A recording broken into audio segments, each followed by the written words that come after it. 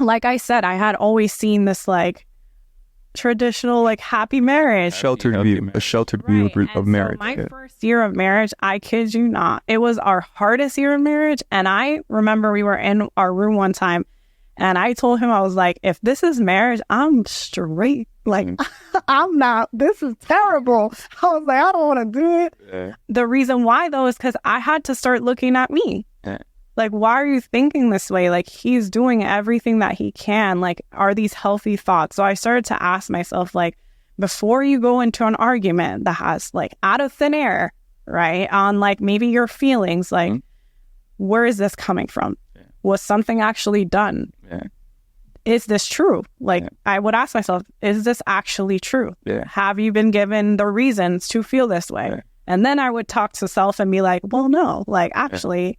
A, B, and C has happened that is way off the mark of what I'm thinking. So I would retreat before I open my mouth because it wasn't going to help us. And then also with God, like I would ask, I would talk to him and be like, God, like help me to not suppress these feelings, but like understand the truth of like, what is this right that I'm feeling? Like, is this from the right place? And so a lot of those thoughts, like really having to think and not counsel myself, but sometimes you can get practical advice from somebody, but it's really you that has to actually execute. Yeah.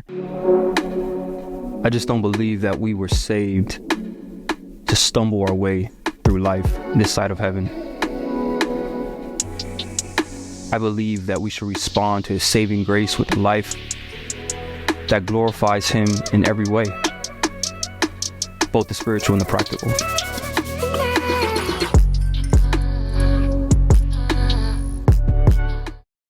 Welcome to the SavedTlk podcast. I got my co-host Guy with me. What it do? And I got a new face, my beautiful bride, my sidekick, my wife is here, Joan. Super excited. I know you guys have heard so many stories about my life and some of the things that I've struggled with, and I've brought up many times my wife and somewhat of the role that she's played in my journey with the Lord. And I just thought it would be great to bring her on and allow you guys to kind of like hear from her perspective. But I also know that there's some questions that Guy has, just being in his seat, coming out of that broken relationship and journeying with God, and kind of looking at my life and seeing where God has taken me in my new marriage, my new relationship. So yeah, man, like let's kick this off. For real. Now I'm very excited to talk to you guys.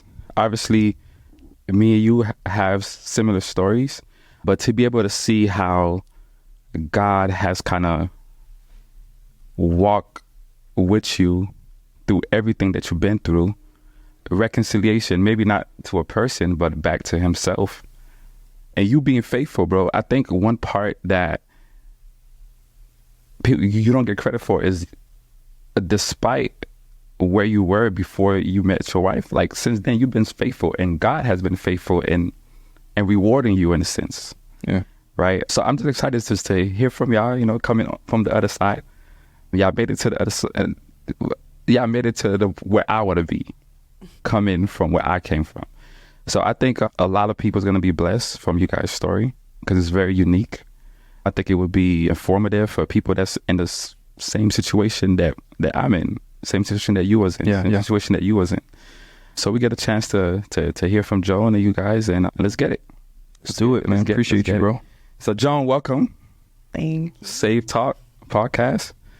So prior episode, Gio has been really open about his journey, whether that's, from his dad to his past relationships and to you, right? So the viewers really don't, know you from you. They know you from Gio, from his perspective. So today, we're just going to have a conversation about who are you, how'd you come to the faith, how'd y'all meet? So we're going to get into all that. So just introduce yourself from your perspective for people who don't really know you. So I'm Joan. So a little bit about me, like our childhoods were a little bit different and our life dynamics. So I grew up moving to a lot of different states. My mom is a physician, so she's a doctor, brain injury rehab. The only reason I bring it up is because we moved a lot. So we went to like really random small states at times just because her specialty was like the only one in demand and she would be that doctor. So having said that, also, my parents worked super hard to give me the life that I had. And I had a really great childhood. I didn't miss out on opportunities. I got a lot of different experiences from my parents. And yeah, I mean, everything that I remember, I was I have fond memories, right?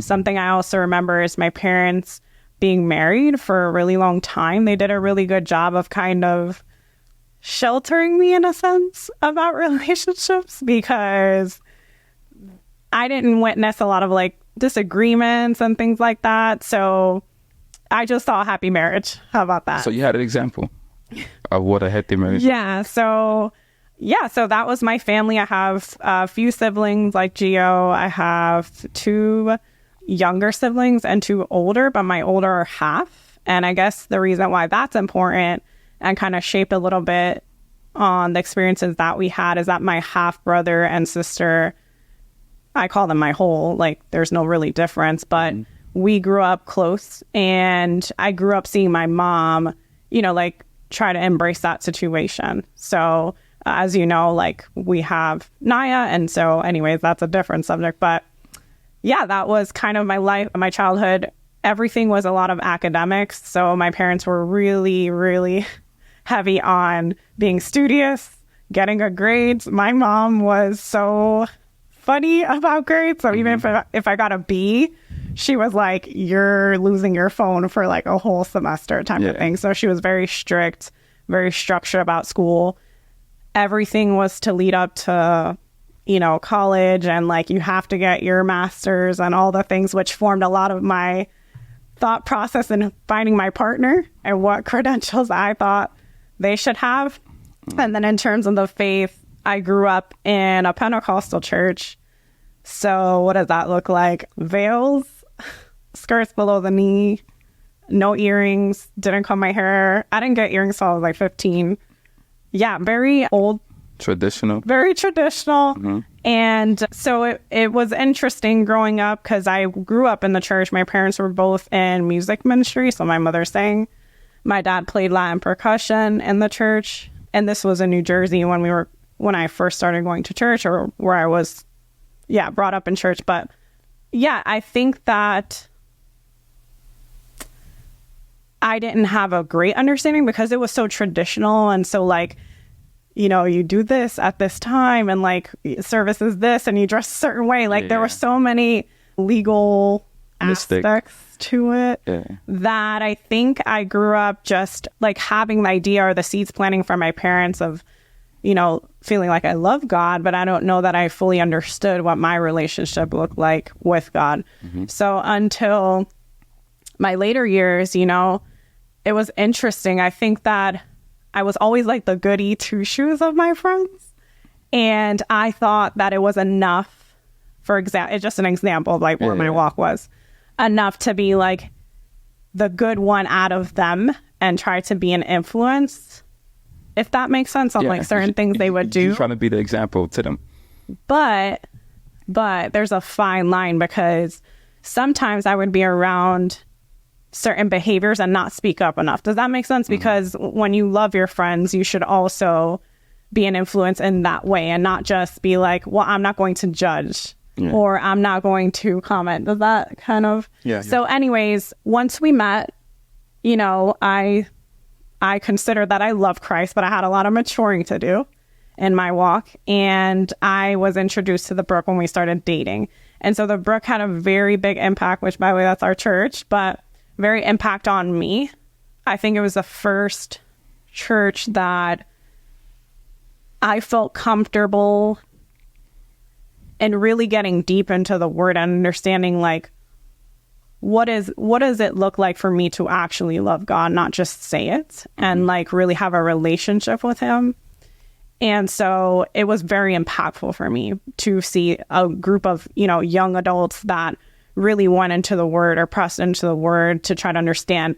The reason why that matters is because I grew up in the church, which means, or in my case, it was a lot of like adults around me or like elders, and there wasn't like a heavy emphasis on youth and like growing up. So you kind of just went with the flow, right? Yeah. Like your parents wanted you to go and you went, and not that I felt pressured, but like there wasn't that extra intimate touch of like same kind of like age group. And, you know, and I grew up in different, now I moved around a lot, right? So like I went to Mississippi and El Paso, Texas. Yeah. It was really hard to find Stable. yeah, like a stable church, and then like find one that was healthy and theology and practicality. So it's been an interesting journey, but that's kind of me in a nutshell. I hope that Of course. a bit. Of course. I do want to touch on the history of your relationship for a little bit. So very like just basic, like how did y'all meet? Yeah. You know, how did that meeting lead to engagement? Yeah. Eventually marriage, you know? So I moved back from El Paso, Texas, where I finished college.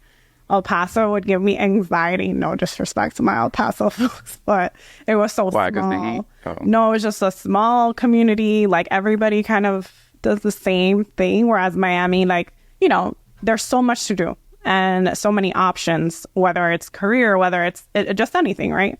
So my friends were welcoming me back. And we're like, Joan's back, you know. And so one of my friends, who's mutual friends with him, I invited him to come out with another group of friends. Shout out to Ryan. Shout out to my boy Ryan. So they didn't know. Y'all still friends to this day? Yeah. Okay. So Ryan didn't know all my other friends. So he basically brought him as like support or a wingman at that time because he was out, you know, outside. So I lost my He was a model at that time, right? Oh my gosh. Stop it. Actually, that's a great subject. So Yeah. backtrack. Ryan, actually. He was a model at that No, it was not. So You was not a model? No, man. So Ryan, 2 years prior, I came back to Miami. I would come visit periodically when I was out for college. So Ryan and I went to have dinner or lunch or something like that. And we were talking about my relationship. So he was talking about like long distance. So I had done for probably 3 years straight long distance relationships. It didn't make any sense, honestly. It was kind of maybe a selfish thing in a way because I felt like, oh, I'm so busy with like school that like I don't really want to have somebody there, but like the emotional support of talking to someone is nice. Does that make sense? No, it makes perfect sense. Having said that, we were talking about that. He was like, that's just weird. I think that's what he said. But he was like, I have this guy and I know it's like long distance, but this guy would be perfect for you. And I'm like, who is he? So he shows me his modeling picture, his Instagram. And I looked at that thing and I was like, bro, please. Like my whole image of And that was 2 years before y'all met. That was 2 years before we met. Yeah, yeah. So my image of Miami guys was like, oh no. That's like, look at this guy. He thinks he's Papi Chulo with the curls. And I'm like, not me, you know, like I felt like Miami was, I love Miami, but sometimes that it's so embedded in the superficial aspect of somebody that like, that wasn't attractive to me. And because I had moved and seen Mississippi, El Paso, small towns, and like, there was just more to people. Like you really had to get to know people and make your fun. It just wasn't attractive. So my first impression of him was like, no way. Having said that, Ryan was like, follow him. And I was like, ew, no. Like, you know, I'm not going to follow him. Like, I'm not type of woman. Like, Girl, you ain't no ill. you don't Stop it. follow. No, but you don't pursue the man. They pursue you. All the things. So, That's coming from the traditional background that she came from. Yeah.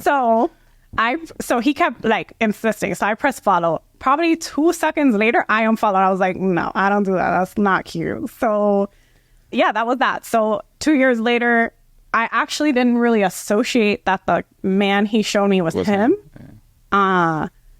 It kind of like came up later on, but it was a very interesting aspect that I had kind of seen my future husband 2 years before.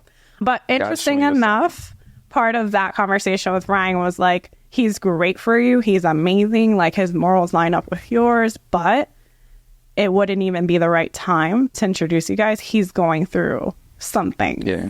And the timing isn't there. So that was that. I never thought about it again. Unfollowed him in 2 seconds. He never knew I followed him. Like, and so that was an interesting comment though from Ryan and just where he was at.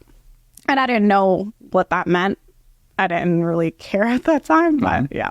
Okay, so fast forward to you invite Ryan out, then Ryan invite Yes, so Gio to I come. veered off a lot. Sorry about that. No, it's- So Ryan, he comes. I'm super happy to see him. It says Gio comes. I'm like, hey, what's up? How are you? I don't know him, so I just introduced myself, and that was really that. I went off. So I love to dance, like love it. My parents are very musical. My parents grew up dancing side to side, so I just enjoy it as a pastime. So I can get lost in myself, just like dancing, like woo, on my own. So I was having a good time with my friends, dancing. And then at one point, he kind of like came near me, and his perspective is different. At that time, I think you would say you were like looking around town, like he wasn't really. Yeah, I was checking out every girl in there. So I wasn't really in the mix, and I really didn't pay attention. So he did come and approach me and asked me if I wanted a drink. So I was like, no, I'm good. Like, appreciate it. I didn't think anything of it. I was like, I'm good. Like, he's like, oh, you don't want to drink? I don't really I maybe casually drink now, but back then it was like, I didn't do well with I didn't enjoy the taste of alcohol in any way. So he then was like, well, do you want a water? I was like, absolutely. So he got me a water and a Red Bull to keep me going, because I was going. Yeah, I could dance all night. And so, yeah, that was that. So that was our first interaction. But you have a different perspective. I don't know. Yeah, no, I mean, that's pretty spot on. I was just looking at the different women there, and I don't know. I noticed something just about the way she carried herself, even though she was dancing to have a good time. Like, it was very it was respectable. Like, there wasn't, you can just tell when I've grown up in Miami my entire life. So you can kind of pick up on, a lot of the women that are, that have grown up here and the culture, the way they carry themselves, what's considered normal in the way that they party and have fun. And she was having fun, but she was reserved as well. Does that make sense? Yeah, of course I get it. And that, I don't know, it just kind of caught my eye. So I, just started having conversation where she had a great personality and stuff. And that's how we ended up talking. We actually ended up going out to eat afterwards. That same night? That same night. It was a group of us. We all went to, I don't know, IHOP or something like that. Not just us. Yeah. I thought it was just... No, it wasn't just us. It was a group. No, it was a group of us. Ryan went, our friend. Yeah, it was a group of us that went, and it was different, because I was at that point, I was very drawn to who she was as a person, where typically that night. Where y'all had conversation. Well, yeah, we were kind of talking back and forth a little bit. It wasn't heavy talk. Friendly though. Okay. Yeah. I never had flirting. an inclination of flirting. Okay. I'll be honest. No. I wasn't really seeing him. So I also have grown up, not tomboy, but I had a lot of male friends, and it was just friends. And so hence Ryan, and we had Ryan had a little group of guy friends that I knew that he actually knew as well, and we were friends with the same group, but we never crossed paths. Okay. So yeah, I was just seeing him one of the guys. I was like, oh, new guy friend, part of the little clique or whatnot. So that night, and then I'm thinking y'all probably exchanged numbers or no. So we didn't exchange numbers. That night, I don't know how deep you want to go into your thoughts, but did you ask her for her number? No. Oh my God. No. So that night we see. So then the next day, Gio in a group chat with the guys that I was in. I was you was in the group I was one of the guys, I guess. Yeah. So they were he was let's hit the beach. And then everyone was kind of tired. So I was like, I'll go, but I was kind of tired. And then the other guys weren't responding much. And he was very adamant about going to the beach. And in the group chat, he was like, Joan, I'll come pick you up. And I'm like, okay. He just wanted to make sure we got to the beach. Yeah, so when you wrote that, was it specific? Yeah. So I set up the group chat. Yeah. I don't know if I told Kobe or Ryan, let's say, hey, let's all hang out. Bring Joan. Because there was a sense of curiosity that I had towards her. I would say, again, being transparent, I would say the hesitation I had was I was very superficial, right? And at that time, she was a little heavier. Yeah. And for me, like, I was looking, I was like looking for girls like, you know what I'm saying? Like, you was a model. just like You're looking for a model. anyway. And, like that was a big deal for me, just the physical fitness aspect of it and all that. And that was still like heavy on my mind, but there was still something I was just drawn. I was drawn. So we went to the beach. We all met up. Well, actually, interesting story. She comes to my house. They all meet at my house, right? And she had no idea I was still living with my ex-wife at the time. When she come to your house, was your ex-wife there? No, she wasn't there. My daughter wasn't there either. Okay. So how did you tell her? Or Yeah, I just... So I didn't know, honestly. I just thought it was his house. And then he told me like, oh, I said, oh, nice house or something. And I think you were already packing up to like move. So he was like, yeah, but it's my house with my ex-wife. I think that's what you said. Oh, okay. Well, no, what I said was like, this is so-and-so's room. This is my room with my daughter. And then my ex-wife is in there. Okay. Sleeps in there. Like, ex-wife? But he was like, yeah, like things didn't work out. Oh yeah, he said things didn't work out, but he didn't add context, and I wasn't gonna pry. So I was like, oh man, like that's rough. But like, I'm sure you guys will make it. I'm sure you guys will make it back together. Like, you guys can make it through. Like, I'll be thinking of that for y'all. Yeah. So then my boys at once were just like, nah, like, coming. that ain't. This ain't being repaired. But like, that's very unique though. So after the beach, I'm pretty sure y'all started talking. So how did it go from like, like, I hope you get back to your ex-wife. I hope y'all reconcile to eventually started like dating the person. So he did mention after I said that comment, he was like, no, actually, I think you said like what happened. Yeah, I was just like, it's irreparable. Like there's, there's unfaithfulness pretty much. And then I was like, oh man, like never mind. Like I feel you. So I didn't know, but the way that it happened after that was after the beach, I think that he got my number through the group chat. Yeah. Right. Like we didn't, and then he texted me directly. And I think you said, yeah, you wanted something. He talked about me as a person. Yeah. I don't remember the exact words, but he said, I think you're really cool, like kind of accented things about my personality and said that he wanted to get to know me. Yeah. So I pretty much, after the beach, I sat in the car and I was like, man, like this girl really does seem like a quality person. Why am I struggling? So backtrack though, something important is at the house before we left to the beach, Ryan ended up telling me Gio was a pastor. Which that was a rule breaker. For you? For me. For me. Oh, it was like, so I had cool. What was the rule breaker for you? That the people that I was hanging out with, my friends, at the time, say that they can't tell people. Oh, okay. I told them I don't want, because of the way I was living. Yeah. So I was like, y'all don't ever tell people that I was a pastor. Yeah. Okay, I see. None of that. Oh, Ryan told me that, and I thought that was so dope. So I was like, what? That's dope. So I went to my car. I had this book I was reading about, I think it was discipleship. Spiritual growth or something like that. And I was like, oh, you got to see this book. And then he was like, oh, like, I don't know what he was thinking in his mind. But yeah, that's how that started. So then when we went to the beach, we actually had conversation about, I think I asked him a question about his standpoint, just in his mindset on Christianity. And I don't remember. Yeah, it was a deep conversation. Yeah. So anyways, deep conversation. And that's how that went. So after the beach, he got my number from the group chat, messaged me. And then you were... Yeah. And then, so I was in the car and I just kind of sat in the car for like 30 minutes. I'm like, man, why am I struggling with the way I feel towards her, And I think I was trying to avoid not being honest with myself and pretty much just saying like, no, the reason why you don't want to pursue her is because of her weight. Now, have you... She was 30 pounds heavier than what she was now. Mm-hmm. Some people wouldn't even consider her like overweight or anything like that, But I remember I had this therapist, Jamaican lady. Her name is Sonia. Shout out to Sonia. She was a professor at TIU. Mm-hmm.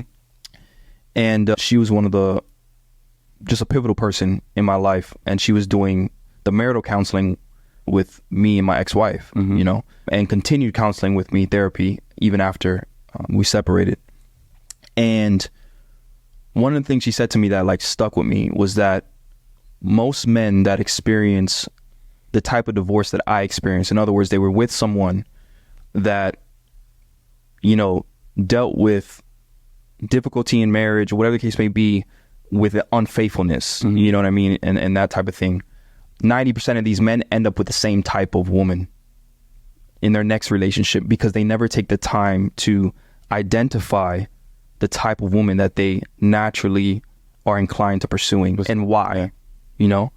And I remember like thinking about that at that moment in the car, and I'm like,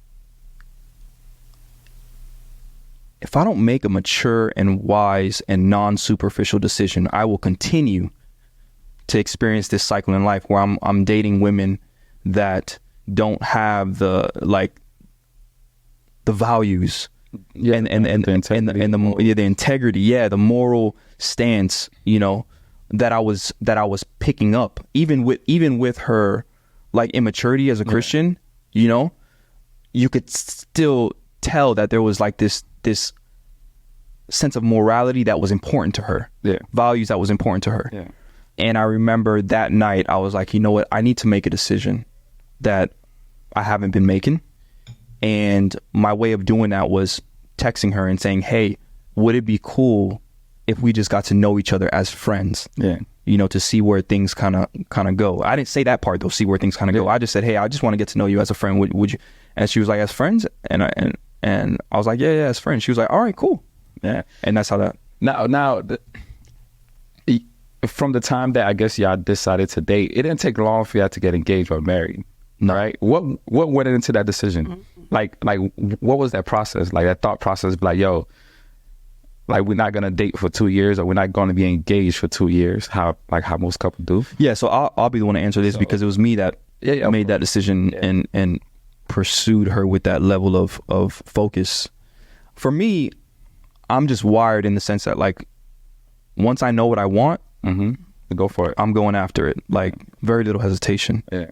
And that can be a good thing, that could be a bad thing at times. But I think with maturity and wisdom, you learn how to control that. Yeah. And I think that when it came to my wife, I got such an immense amount of experience from my last marriage. And then just all the therapy that I got, you know, understanding myself, understanding relationships, the counseling that I got from Pastor Mucci, you know, and his wife Diamond, I think prepared me to be able to make a better decision, a wiser decision. So when I realized that it was my own superficialness that was standing in between me and someone that could actually be an amazing life partner, not just for me, because I got to think about my daughter as well. You know, I kind of just took a leap of faith. It really was a leap of faith, and some people will probably frown upon that. Oh, how was it a leap of faith? But I'm telling you how I was wired. So what was the time frame? It was 6 months. So we dated for how long? We dated 7 months and then got engaged. Yeah. So we dated. So in 7 months of us knowing each other, we got engaged. Got engaged or married? Engaged. And then after y'all got engaged, how long? 6 months, right? No. Oh, was that married at 11 months. So. 11 months. So the totality of your relationship before marriage is 11 months. Yeah, less than a year. Almost a year. Yeah. So you have, so just like you said, you have enough experience from your past marriage, and you were able to go through a process. But Joan, you kind of grew up in a traditional church, and saying that you grew up in a traditional church, I'm pretty sure your family had a very traditional background, which you also do. So you wasn't married before, so you didn't have experience, right? It doesn't seem like, and I could be wrong, that, you know, like when you more of a person that, okay, let me think about this, let me sit down, let me process, so how was that for you, or you just kind of allow him to lead? But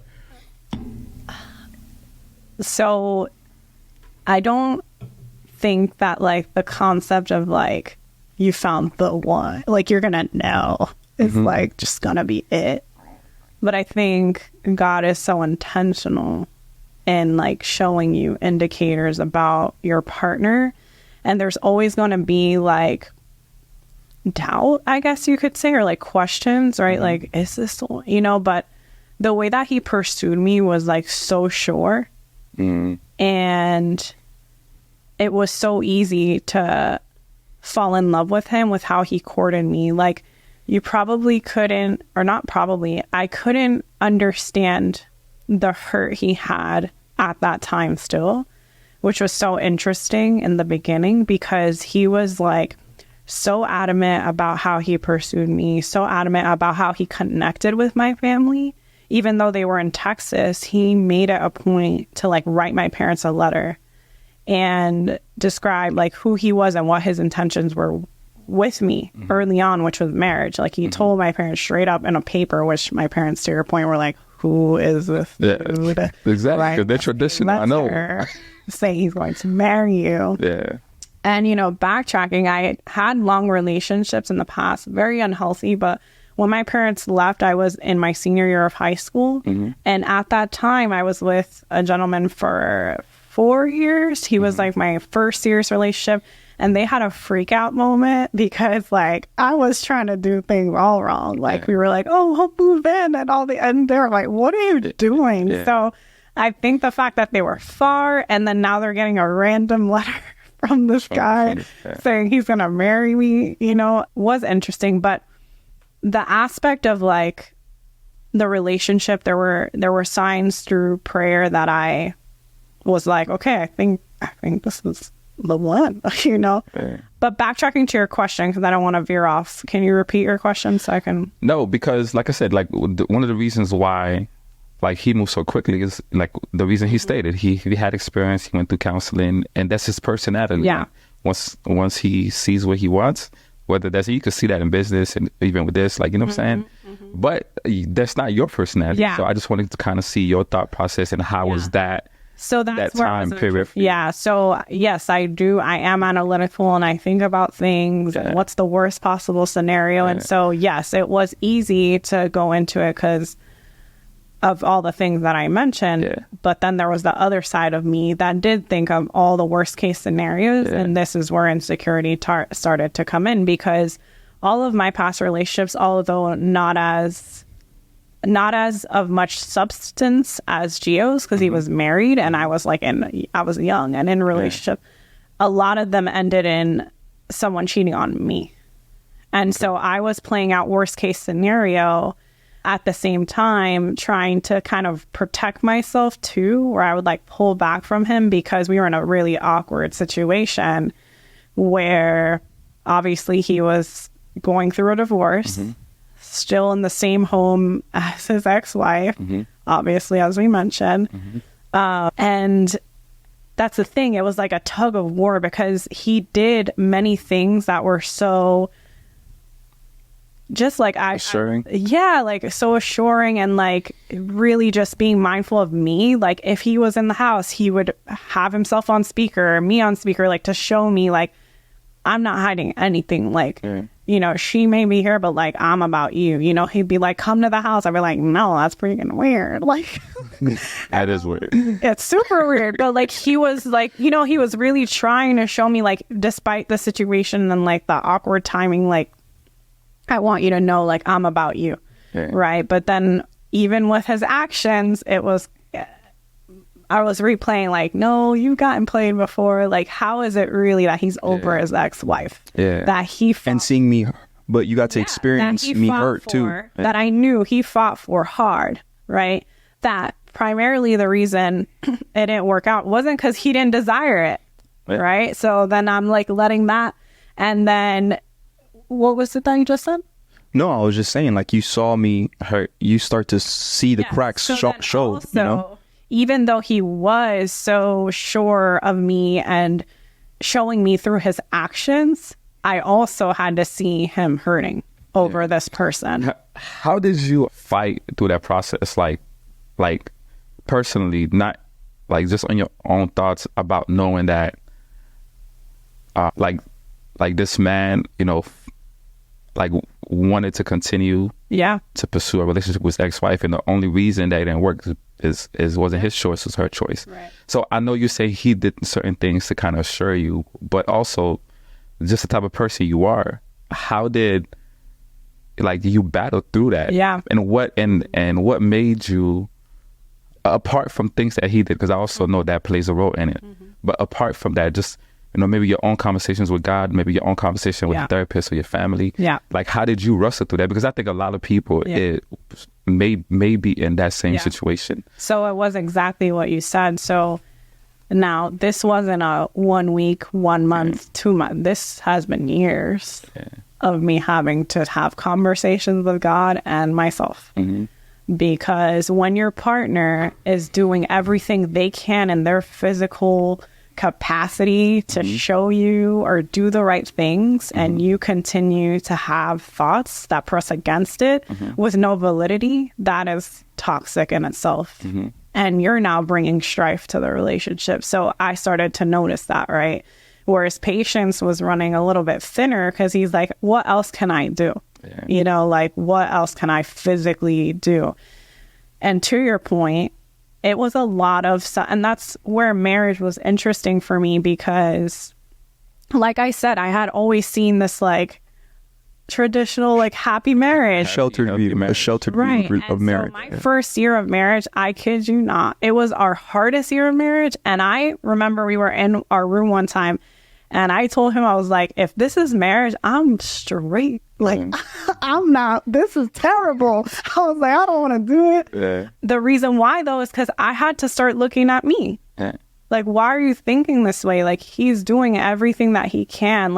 Are these healthy thoughts? So I started to ask myself, before you go into an argument that has, out of thin air, right, on, maybe your feelings, where is this coming from? Yeah. Was something actually done? Yeah. Is this true? I would ask myself, is this actually true? Yeah. Have you been given the reasons to feel this way? Yeah. And then I would talk to self and be like, well, no, actually, A, B, and C has happened that is way off the mark of what I'm thinking. So I would retreat before I open my mouth, because it wasn't going to help us. And then also with God, I would ask, I would talk to him and be like, God, help me to not suppress these feelings, but understand the truth of what is this right that I'm feeling? Is this from the right place? And so a lot of those thoughts, really having to think and not counsel myself, but sometimes you can get practical advice from somebody, but it's really you that has to actually execute. Yeah. And so it's very important. That was really the only way that we made it through. And also fortunate enough, talking. Now, our communication wasn't bad, but Gio's very, as you know, passionate and stuck in how he wants things and sees things. And so it was sometimes not helpful for me to be the one to talk to him about how I felt, because we were just not seeing eye to eye. Yeah. So yeah. Okay. Yeah. And I think a big part of it from your story is, once again, like I said, and Gio said it, I think it's taking a leap of faith. That's people undermine that so much. Yeah.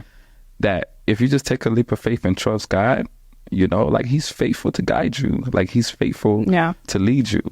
That's good. That's good. You know what I'm saying? So, and then also, Gio have a daughter from his past relationship. So how was that? 'Cause are you the youngest of your siblings? No, I'm the middle. You're the middle. Okay. Honestly, it was easy. The transition?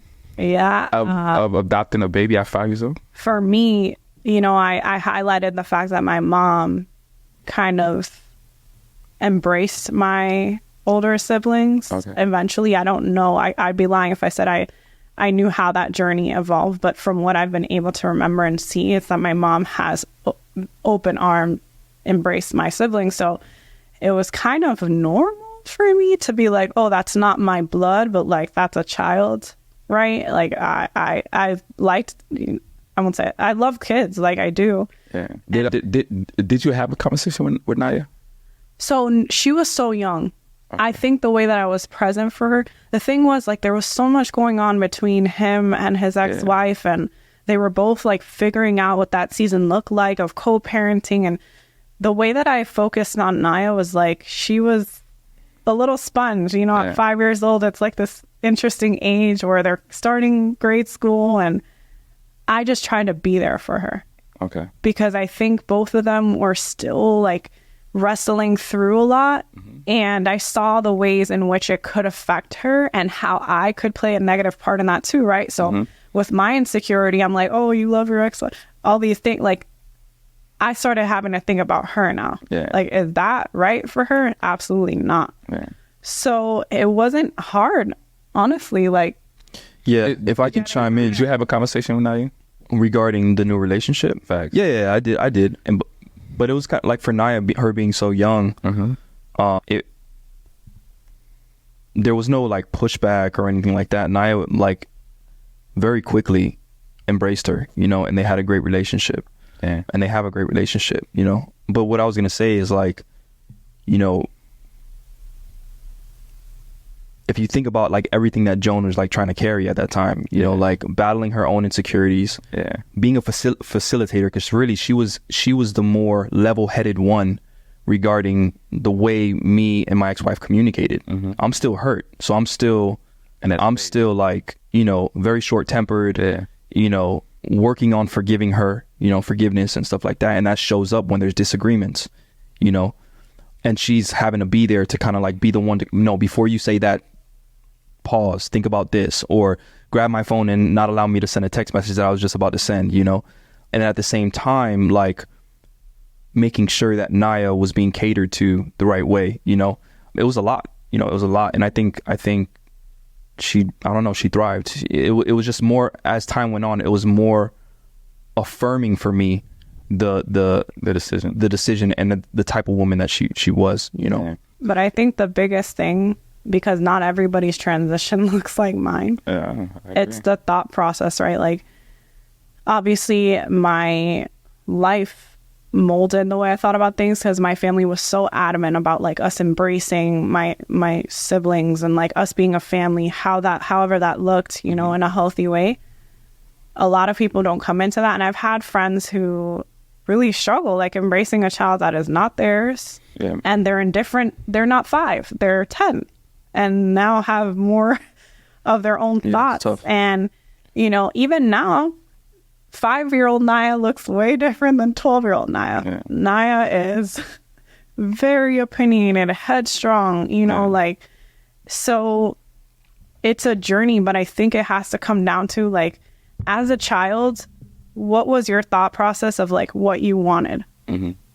You know, they look at you as parents as the most important people in their life. And so that's how I continue to try to even challenge myself now. It's like, what does it look like to be selfless and care about this child, right? Because you had your childhood. What does it look like for you? So I think if folks try to kind of think that way, it would be really helpful because it is a selfless act. Yeah.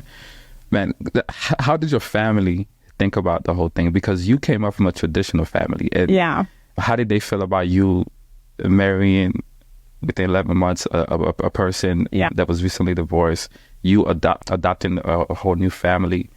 So did they support it right away, or they had to kind of warm up to him, or they had to kind of warm up to the idea? I think it was super uncomfortable for them, more so because of the distance. Like, they only met him like twice. But did that play a huge role in your decision too? Like what your family thought?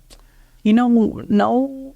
Because because the thing is like everything that I knew my family wanted for me in a man, I knew was him.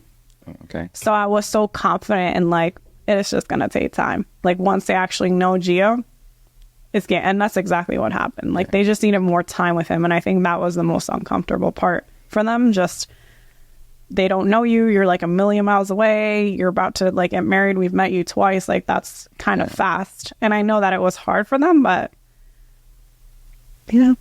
Okay. Now fast forward, you have a beautiful son, right? Yeah. Josiah.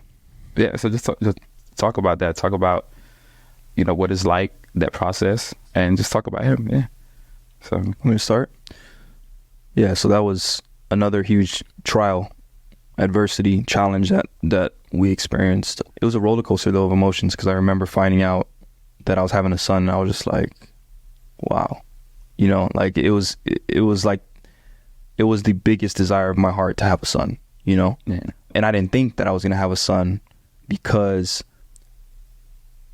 again, some of the ways that I was raised in church, I just didn't understand God right, you know. Yeah. And the ways that I was taught was kind of like, God is this person that responds to your good behavior, Yeah. you know. So I was thinking about all the things I did wrong during that period of my life, during that season of my life, when I was bitter and angry at God and blaming other people, and I began to live selfishly and very sinfully, you know.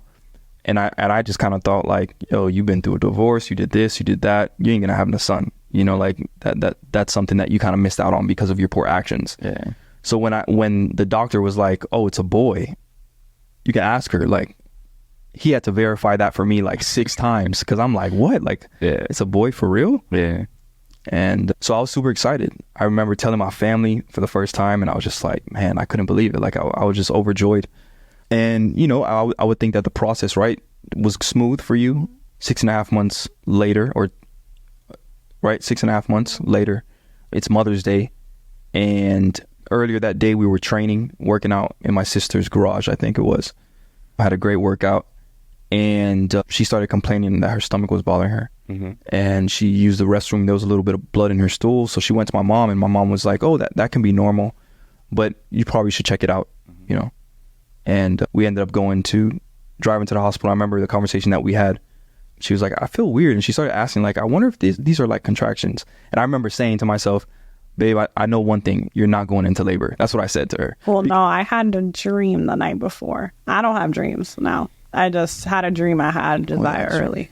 Okay. I don't know why. I just told him that in the car. Yeah. I was like, I had a dream last night that I had desire early. And he was like, you're not in labor. Like, Yeah. I was so sure. Yeah. Again, because my experience of a child, Naya, smooth, water birth, didn't even have her in a hospital, you know, like it was just, you know, you don't expect complications if you've never been through that, you know. Yeah. And I remember we were going into the elevator, and that was probably the first moment where I kind of saw her face. She looked a little pale, and I was like, maybe something really is like bothering her. So anyways, we go up there, they start checking the baby's heart rate. They're like, the heart rate was good, everything looked good, and I'm like chilling. So I'm watching a UFC fight. And she's like, oh, can I use the restroom? She goes to the restroom. And probably like 5 minutes later, I thought I heard her call me. But it was across an open room, and there was a bunch of nurses in there. So I got up and I looked out, and I saw all these nurses around where the bathroom was. And I was like, yeah, she didn't call me, because they would have heard that someone called.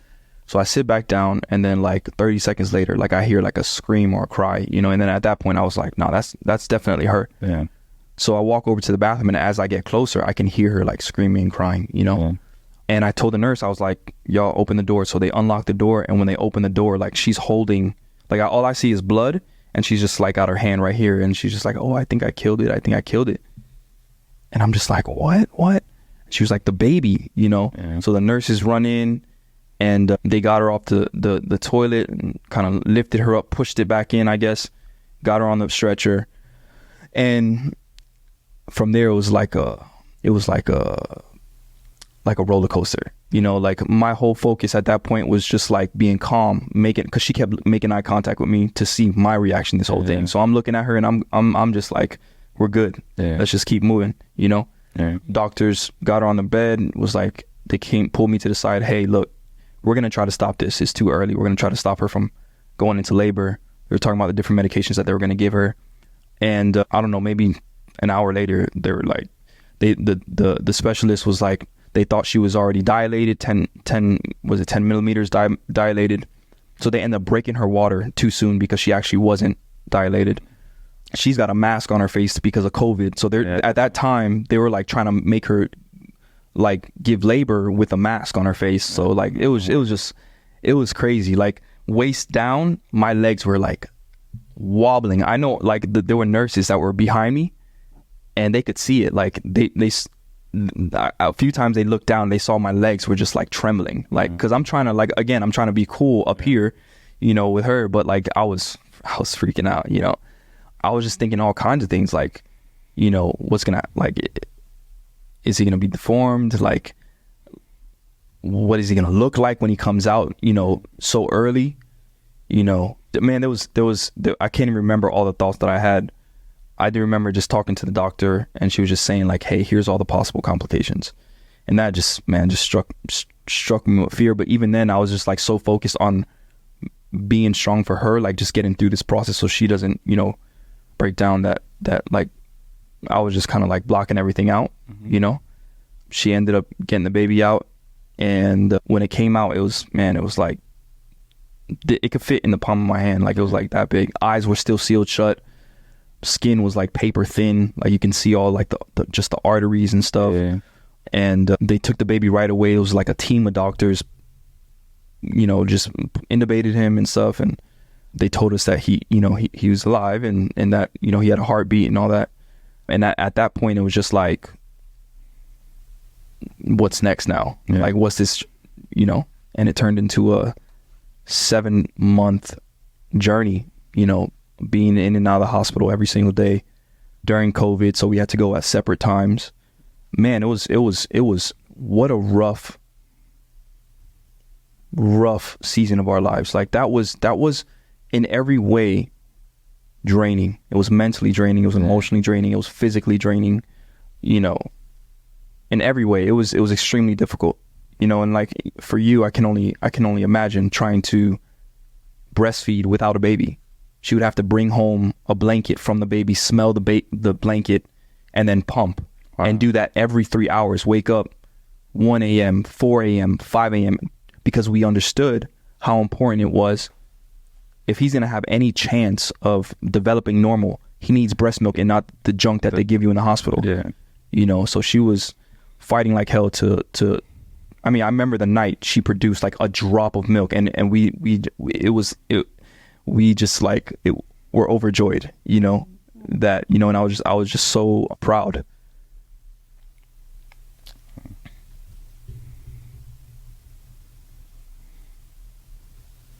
Yeah, how was that for you, Joan?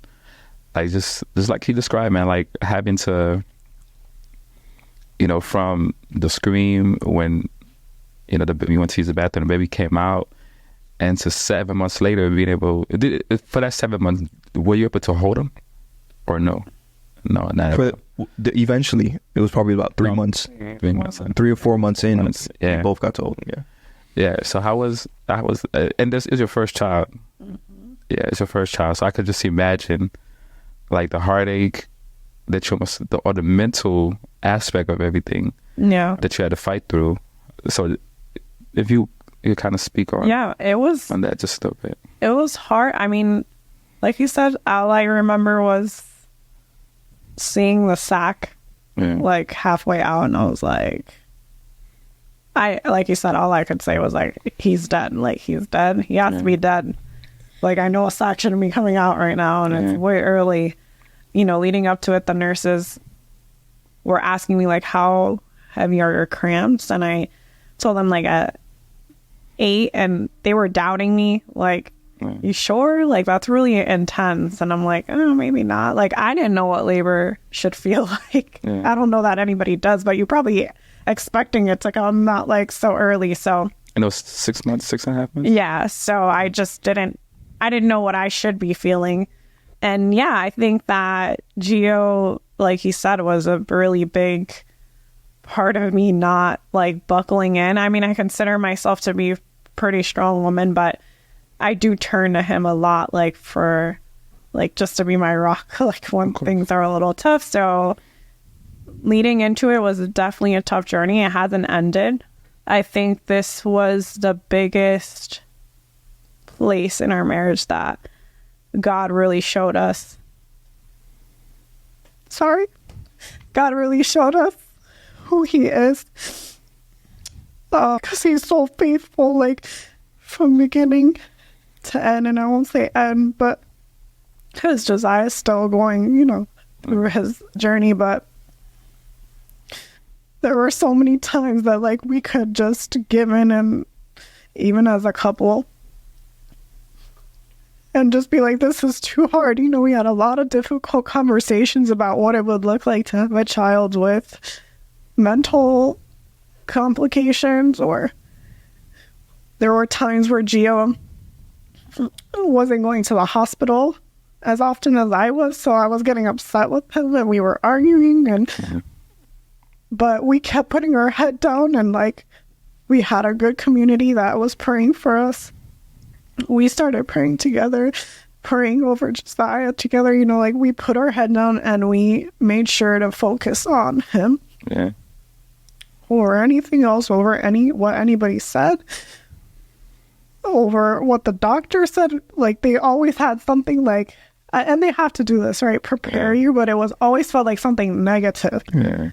Like, oh, prepare, he might have cerebral palsy, or he might, you know. And then my mom, in the very beginning, since she's a physician, she was like, chances of him living are like 50-50. She never told me that. She told him after I gave birth.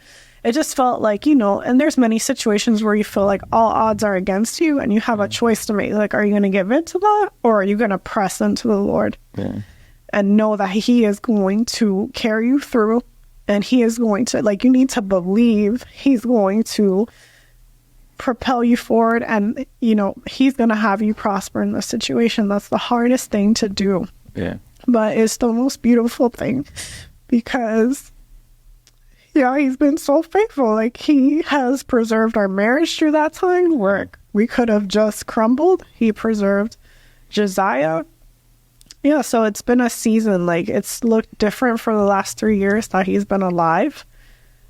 Slowly but surely. The meaning of Josiah's name is sprinkling of the Lord, and I got it tattooed here on Sprinkling me. of the word? Of the Lord. Of the Lord. I got it tattooed on me specifically because in every little instance that we went through that journey, like maybe they said he's going to have a surgery, another one 50-50 chance of what could happen. Even when he was being transported from the hospital to the next, they said 50-50 chance he'll live from the bumps in the road. And I just felt like every time, it sounds funny, but God sprinkled himself. This is true. You know, every time when he would lift a finger for the first time, you know, or open his eyes for the first time, or we carried him for the first time, or he came home for the first time after 7 months, or he took his first step for the first time because he was crawling for so long, and we were like, oh God, we hope he walks, you know, all the little things. We couldn't hear his voice because he has this thing on his trach that you seal so that the airflow doesn't go in. So we couldn't hear him cry, you know, like a little baby. So the first time we heard him cry, it was like all these little things you probably take for granted, and God sprinkled himself every time. And he said, no, I'm here. I'm here, and I have your son in the palm of my hand, and I have you guys in the palm of my hand, and are you going to believe it? And that's the way that we made it through. Yeah, if I could just add to that, like, there's so many things as parents, as people, that we take for granted. And I think, I really learned that with my son, because it was very different than my first child being born. You know, like I didn't anticipate my child, or I didn't anticipate Naya speaking, or anticipate her moving her right side of her body or her arm, you know, or just like the most basic things, because that was expected. That's what happens, you know. For us, because of his setback, you know, and him being tied to machines and two different tubes, like there were things that he had to fight for, basic motor skills that he had to fight for. Again, like not knowing what his voice sounded like for months, like never hearing a cry because he couldn't. We would see him cry. He would open his mouth and we could tell he's in pain, but you don't hear anything because of that, you know? And I think for context, so y'all understand, he wasn't just premature. He had BPD, which is basically severe. You could think of it as asthma, but like way worse. And because I know folks probably don't. His lungs weren't fully developed. Lungs weren't fully developed. He hit a wall. He couldn't make it past CPAP. So he was intubated for a long time. Then when he couldn't make it past the thing that goes in your nose, which is what CPAP is, they said you have a decision to make. You could either wait here longer or give him a trach. And we're like, what's a trach? And they're like, basically it's a hole in his neck where he'll be connected to a ventilator to help him support him through his lifetime. And that at that time, that was the only decision we could make to bring him home. Yeah. All he would do was lay there, you know, like, and not prosper. So just for some context, like that's it wasn't just preemie, which preemie is a big deal. Yeah. Don't get me wrong, but like it's the journey. It's the journey. Yeah. So yeah, just seeing God show himself even through my son's development and the ways in which he stretched us. Yeah. You know, like it became so evident that God was so intentional about what my son was going through in that journey with us, though. Yeah, of course. Like the way that he was growing us, the way that he was building our character, because there were certain things in our heart that started to show themselves during that journey. Like she mentioned me not going to the hospital. The reason why I had days where I would stop going is because like I was afraid of having a son that was deformed. Yeah. I was or that had a disability. Yeah. You know what I'm saying? Like I was an athlete my whole life. Yeah. Part of me wanting a son was like to be able to experience what my father experienced with me, you know, to raise up, you know, a young man in my image and my likeness, you know, to get to experience the joys of athletics and sports and going to the games and stuff like that. Yeah. And to see that like that may never be a chance, and then know that, hey, you still got to care for this child their entire life.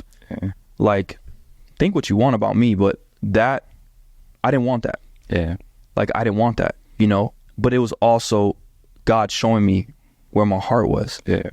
You know what I'm saying? Like, I had to grow in that area. I remember calling Moochie and just crying on the phone, just like I was ashamed of that. So, like, confessing that part of my heart, you know? That I'd rather not have a son at all than have a son that has a disability. It was super hard. Yeah. For me. Yeah, no, man, that's good, man. And I think, you know, apart from God, like faithfulness, just in your journey, I think the one thing that when God put us through things, or when God brings certain things in front of us, like, I think one of the concepts he wants for us to grasp is the experience, not with each other, but the experience with him. Yeah. You know what I'm saying? With God is so many different qualities. You could know him as a father. You know him as a provider. You could know him, you know, as a savior, as Lord. You know what I'm saying? And you know, I think back as my journey, like, you know, before my mom died, I was a believer for probably 10 years. And I always tell people I've never experienced God as a father until my mom died. Yeah. Right? But it's because I had to allow myself to experience him in that way. Facts. You know what I'm saying? So I just think it's very encouraging for everybody that's listening to hear your story, how it started to where it's at now. You know, in closing, I just want you guys to touch on the responsibility and the international and the intentions behind nurturing relationships between you two, nurturing your marriage, and give advice for people that's probably in the same situation that you guys are in.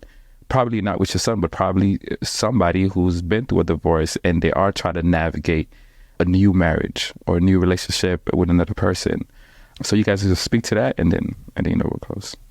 You wanna start, or you want me to? Yeah. So I think one of the most pivotal aspects of what got us to where we are continuously allows our relationship to progress is the fact that we both place Christ and his truth as center. You know what I mean? Like, it is the core of how we choose to respond. Do we always get it right at the first? No. But we have a conversation about it, and we go back to what is true, you know, what is right. And I think throughout all of our challenging seasons, it's always been, man, what does God say about this? Like, I understand how you feel about me right now and what I just said, but what does God say about it? And that's always kept us progressively moving forward and causing us to have to look inward and saying, hey, the issue may not be you. It might be something going on in my heart You know, I would say that's one thing, is like, what does God say about it? You know, and using that as a tool to overcome certain challenges. I would say the next thing is that we both are fighters. Like, we both work hard and understand that cultivation is required in a healthy relationship. Yeah. Like, the same way you got to till the ground to plant seeds in order for them to grow. If you're not willing to till the ground, those seeds aren't going to get the right soil that they need, right? So when the rain comes, it's not going to make a difference. Yeah. For us, it's like, we understood and we've had conversations that, hey, this is a grind. Like, we have to work towards what we want in our relationship and what God has for us. It's not going to just come just because we both said I do. Yeah. Like, we have to be willing to cultivate and work hard and look at ourselves in the mirror and have grace when we don't want to have grace for one another, you know, and be merciful with each other when we don't feel like being merciful. You know, all that takes work. And then I would say the third thing is that you need to have a vision for your marriage, for your relationship. And you have to believe that like, life can be prosperous and life can be rich this side of heaven. You know, I think that a lot of marriages, they settle, man. They settle for mediocre. You know, for them, it's like, okay, we're Christians, we're married, we have kids, and we have a job. End story. Let's wait for Jesus to come. Yeah. And it's like, man, that becomes so dull, especially when life smacks you in the face and you're like, is this really worth it? Yeah. And all of a sudden you question the relationship. Then then other people start looking that much more appealing because what you have is kind of like, there's no life behind it. Yeah. You know what I'm saying? And I believe that God and his richness, he has so much for us, even this side of heaven. And one of the things that I've seen in our marriage is that even through all of the difficulties and the trials that could crush a relationship, we have continuously progressed in all senses of the word. Physical health, our finances has grown, our relationship with each other has grown, our relationship with God has grown. And we're talking about through my son and his setbacks and being in the hospital for all this time and having nurses in our house 24 hours a day. We're talking about through her meeting me while I'm living with my ex-wife at the time, her dealing with the insecurities, you know what I'm saying? Like, all of that stuff, you know, because of the way that we've trusted in God, because we've been willing to cultivate, and because we believe that God has something for us. We have a vision for our marriage, for our relationship, to grow and to prosper and to be the best we can in and through Christ. God has proven himself through our relationship, whether it's been good or bad, you know? So just because you're going through something difficult and you have rough seasons in your life, that's not a reason for you to live a mediocre life or say, hey, man, this is just what it is for me. I'm just not meant to experience certain joys or blessings. You know what I'm saying? Like, so that would be three pivotal things that I think, you know, got us where we are and where we're going. Okay. Yeah, I agree fully. I think the one takeaway I've had throughout marriage, and I mean, it just piggybacks off what he said, is when we get in like a difficult situation and whether I'm right, he's wrong, when I take a second to like separate from him because we might need some time apart, my first thing, and I mean this, is when I pray, because either I'm gonna, like, even if I'm angry, upset, whatever, I like take a second and I'm like, God, like, how can I be more Christ-like in this situation? Like, what would you do for your son, or how would you demonstrate love for your son, and how should I do that to be more Christ-like or more like you in this situation, versus like what I want to do in my emotion. Or I think the biggest thing is also saying like, well, because you did this, I'm doing this. Yeah, versus that's so easy to do. Yeah. Versus saying like, all right, let me take a second, and I'll be like, God, reveal to me like what I could have done different in the situation, or where my shortcoming was.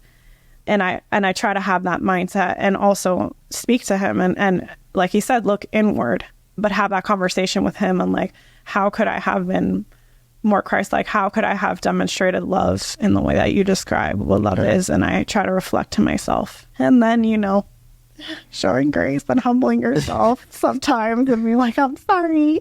You know, not letting time pass to say sorry to your partner when you acknowledge something, you did something that might have not been spot on. Yeah.